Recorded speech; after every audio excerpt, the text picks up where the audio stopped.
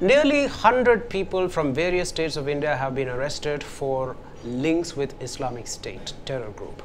More than 70 people have gone to various parts in the Middle East and in Afghanistan, Syria, Iraq, Afghanistan, to fight jihad on behalf of Islamic State. The common thread that runs through all this is the online radicalization happening through apps and social media outlets like Telegram, Facebook, Twitter, etc., on which Reza and I had done an insight article which you can read on the Hindustan Times website. Reza, what is this new development of online radicalization and why is it so prevalent in India, and why is it that Indian youth are getting attracted to it? Well, I mean, it's the primary way that the Islamic State has traditionally reached out to recruits and to sympathizers. The Islamic State is possibly the group, more than any other terror group in the past, which has made extensive use of encrypted chat apps such as Telegram and Kik. And this is the way that they spread their propaganda. This is the way they try to rope in youths. And I've been tracking some of these groups on which Islamic State members and sympathizers have been active, and there is a lot of propaganda. There is a lot of whipping up of emotions, referring to issues in the case of India, such as Kashmir and the oppression of minorities, to kind of bring in more recruits. So it's a very dangerous trend. It's something that could lead to more people from India being, radicalized and joining up with the Islamic State. I think the radicalization gets its cannon fodder from the way minorities are perceived to be treated in India, and particularly in places like Kashmir, where the Kashmir issue is actually on the boil in the past 1 year or so. Do you think that this again, those who are alienated by the mainstream society feel attracted to this ideological conversion because of the events that are happening in India? Yeah, well, in the little time that I tracked a lot of these groups frequented by Islamic State members and supporters, there was a lot of chatter about Kashmir. There was a lot of stuff, that could be used to inflame passions and to attract, impressionable youngsters.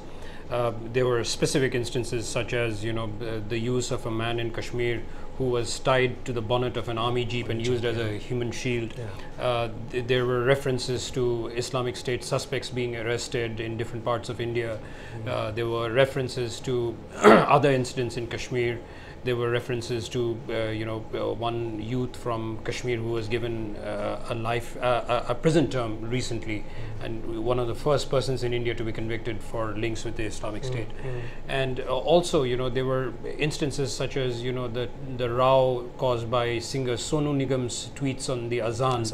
Yeah, so these kind of sensitive issues were raked up by these people on Telegram, and this is the way they try to kind of rope in more people, and they try to link it to their so-called jihad. So it is a worrying phenomenon. We know about these things because Indian intelligence agencies have been successful to a large extent in infiltrating these chat groups and actually apprehending some of the people behind it. My question is twofold. Is it enough what the intelligence agencies have done? That's part one. Part two is, what can technology companies do to kind of at least put a stop to this? Well, we had the success. If you remember, there was this youngster in Bangalore who was tweeting on behalf of Islamic State, and he was arrested. I mean, that was one of the first big successes. Obviously, our intelligence agencies, I'm sure they will be working with their counterparts in the West, who have more advanced tools at their disposal, and they'll be using these tools to track chat groups on Telegram and other encrypted chat apps. And but then you have this problem of most of these apps are actually made by firms that are in the West, and you have the question of whether domestic laws could apply to those firms, and how do you work with international laws to get them to crack down on these people. But obviously there has been some success, even in the short time when I was tracking these groups on Telegram and other chat apps.